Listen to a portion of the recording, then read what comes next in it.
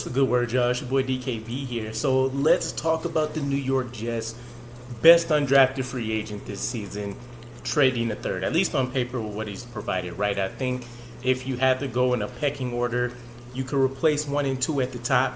But it's either Trey Dean III or Jason Brownlee, and then as you go down the list, it's probably Xavier Gipson, probably Marquise Waters, and then maybe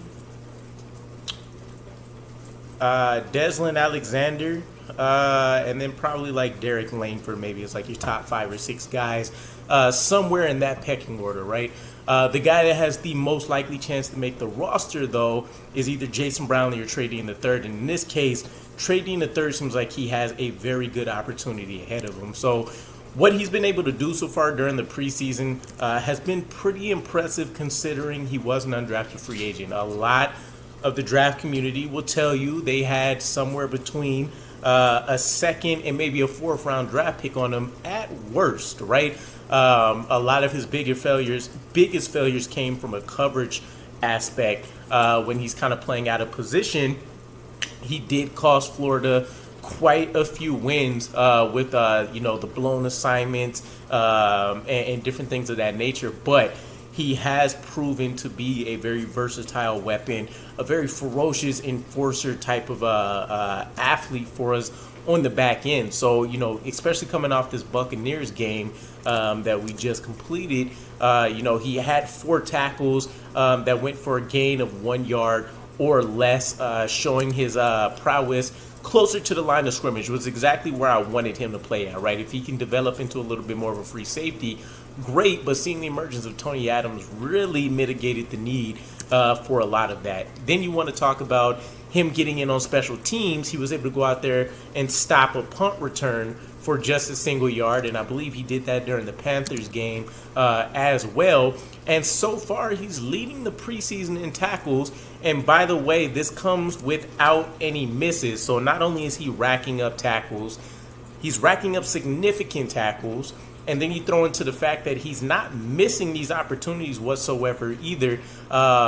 You're looking at a guy that has the early skill set to really thrive in a very specific role for the New York Jets, especially as a 4th safety on the roster. So it's not like he's going to see a ton of snaps.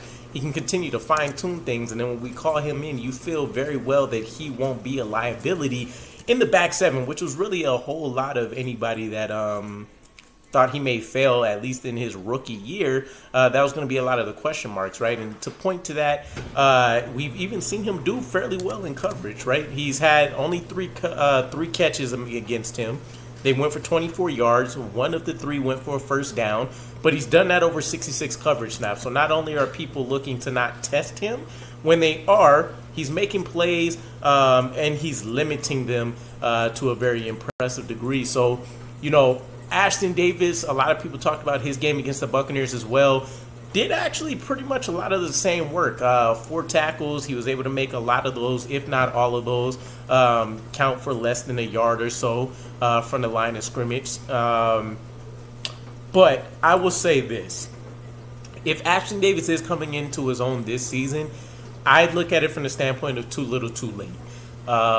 With a guy like Trey Dean, you're seeing him play up to the level that an Ashton Davis is playing, who we thought could be, I won't say he would have been a star safety, but he would have been a guy that could have came in and held down the fort. That never ended up being the case. He's kind of, his career, at least with the Jets as of this point, has been a strong core special teamer and a guy that came in on the back 7 and somewhat made some plays, not necessarily from an instinctual standpoint or anything like that, right? I've talked a few times about the various interceptions he's had, a lot of those being luck-based and not necessarily him recognizing routes and breaking on them or anything to that degree, right? It's been maybe 1 or 2 of those.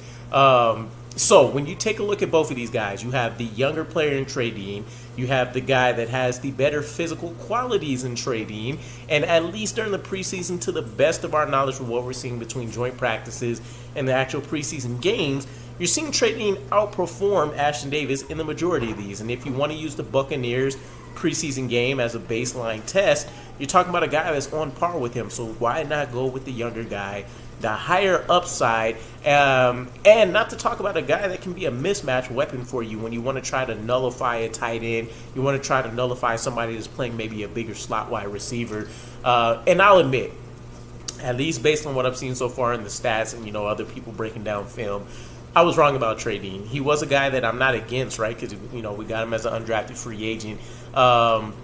But I thought we would try to play him out of his role for one as a free safety. That seemed like his most obvious position, and it's probably still where he'll probably get a fair amount of playing time. But as of to date, Trey Dean has shown that he's already taken leaps and bounds over anything that I absolutely expected.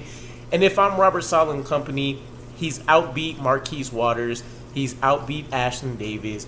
We don't have a Will Parks anymore. And so when you look at the trio that we're potentially going to line up out there in some of those packages, as we've seen, Trey Dean seems like a perfect fit to go out there and kind of move things in the New York Jets' favor. So I can't say he's going to be a roster lock, but I can say with confidence I would be